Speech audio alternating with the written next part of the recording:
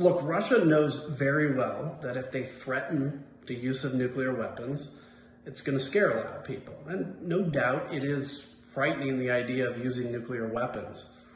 But this isn't new for us. You know, during the entire Cold War, the Soviet Union threatened the use of nuclear weapons all the time. And we just knew that we would have to stand up to them. We called them out on their bluff. We also know we have the capability to use nuclear weapons, and nobody in their right mind wants to destroy the world. I think if we allow the threat of nuclear weapons to freeze us into inaction, it's a very dangerous message, not just to Russia, who can then use that same threat if they decide to go after a NATO member or take the rest of Georgia or Moldova. It's not just a threat, to them. It's also sends a very strong message to any other country that's thought about getting nuclear weapons. Now would be a good time to get them, because nobody will come out against you. So I think it's important for the West to recognize this. We don't want to be reckless, obviously, and we have to recognize the real concern. But Vladimir Putin is not going to use nuclear weapons, at least not strategic nuclear weapons. He may just simply escalate to get us to back off. But I do think it's becoming more and more clear as we see the atrocities in Ukraine that we're going to have to do more.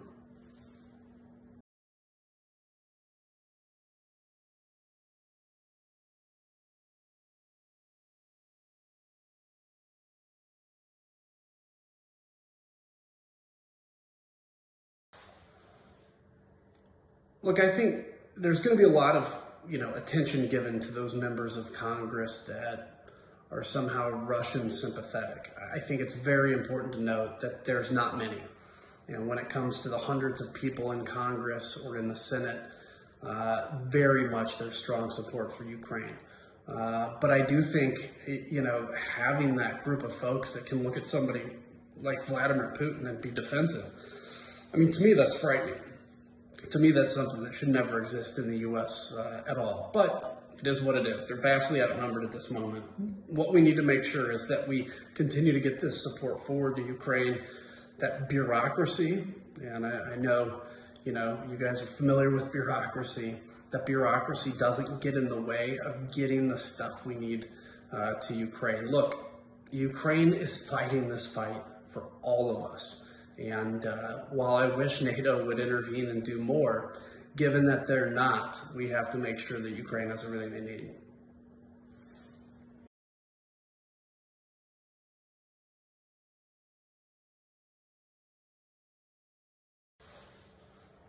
When it comes to the capacity of the Ukrainian Navy, that would be a long-term investment. Look, the United States is very good at something called FONOPS, the Freedom of Navigation Operations. Certainly we need to get more ships for the Ukrainian Navy.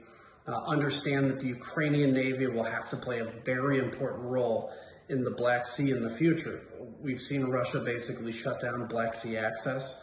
And it's important, not just for Ukraine, but for the United States and our allies to have a solid partner when it comes to preserving the integrity of navigation of the seas.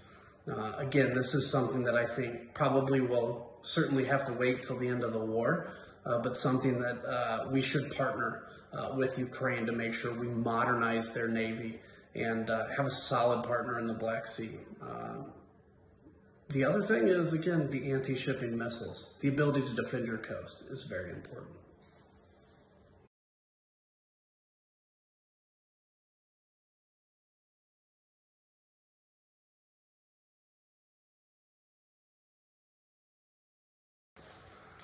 Well, the Ukrainian Air Force has certainly shown its capability.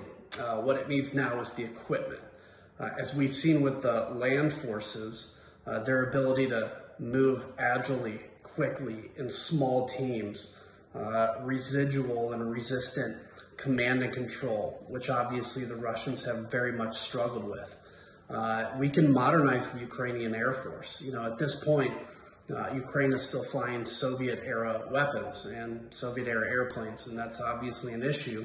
And just like any Eastern European country, to transition to U.S. and NATO equipment takes time. But I think when this war is over, and frankly, I'd love to see it begin to happen now, I think that's certainly on the table to modernize Ukraine's Air Force with NATO weapons. It takes training in a new plane.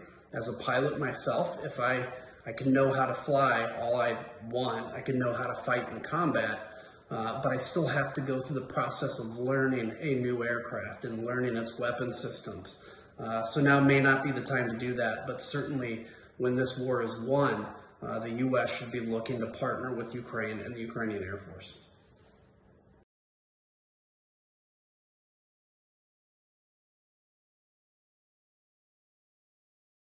The anti-tank weapons, some of the anti-air. We need bigger range anti-air defenses like the S-300. I think we need to allow the transfer of these MiGs to Ukraine because Ukraine has the people to fight in the Ukrainian Air Force. It needs the material. Anti-shipping missiles, those are going to be very important. Plenty of small arms ammunition. We just think of the basic bullets. That is essential in this, as well as body armor, night vision goggles, and of course tanks, long-range artillery. Basically, Ukraine needs everything, but the thing that's most important in this fight, truly, even if you're missing some of those items, is a reason to fight and a will to fight. And definitely Ukraine is winning in that front.